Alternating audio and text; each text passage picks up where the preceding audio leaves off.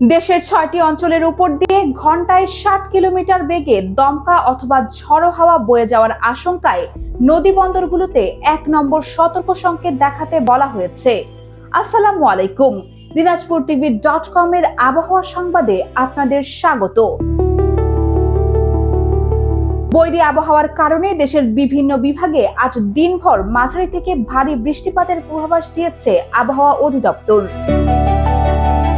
আবহাওয়া অধিদপ্তরের ঝড় সতর্কীকরণ কেন্দ্রের দেওয়া পূর্বাভাস অনুযায়ী খুলনা, বরিশাল, পটুয়াখালী, নোয়াখালী, চট্টগ্রাম এবং কক্সবাজার অঞ্চলের উপর দিয়ে দক্ষিণ অথবা দক্ষিণ পূর্ব দিক থেকে ৪৫ থেকে ৬০ কিলোমিটার বেগে দমকা হাওয়া বয়ে যেতে পারে। এই আশঙ্কায় সংশ্লিষ্ট এলাকার নদী বন্দরগুলোকে ১ নম্বর সতর্ক সংকেত দেখাতে বলা হয়েছে। এর পাশাপাশি দেশের বেশ কিছু বিস্তীর্ণ এলাকায় অস্থায়ীভাবে দমকা হাওয়া সহ হালকা থেকে মাঝারি ধরনের বৃষ্টি বা বজ্রসহ বৃষ্টি হওয়ার কথা জানানো হয়েছে। আগামী কয়েকদিন বৃষ্টিপাতের এই প্রবণতা অব্যাহত থাকার পাশাপাশি কোথাও কোথাও ভারী বর্ষণেরও আভাস মিলেছে।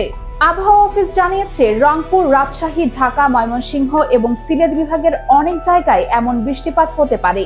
বৃষ্টির কারণে সারা দেশে দিন ও রাতের তাপমাত্রা ১ থেকে ২ ডিগ্রি সেলসিয়াস পর্যন্ত কমে যাওয়ার সম্ভাবনা রয়েছে। আগামী আরো কয়েকদিন দেশের আবহাওয়ার এই পরিস্থিতির খুব একটা পরিবর্তন হবে না বলেও পূর্বাভাস জানানো হয়েছে। দেশের বিভিন্ন প্রান্তে বৈরী আবহাওয়া ও ভারী বৃষ্টির এই সতর্কতায় নৌপথে চলাচলে বিশেষ সতর্কতা অবলম্বনের পরামর্শ দেওয়া হয়েছে। দেশ ও বিদেশের সর্বশেষ আবহাওয়ার আপডেট সবার আগে পেতে দিনাজপুরটিভি.com এর সাথেই থাকুন। Multimedia desk, Dinajpur TV.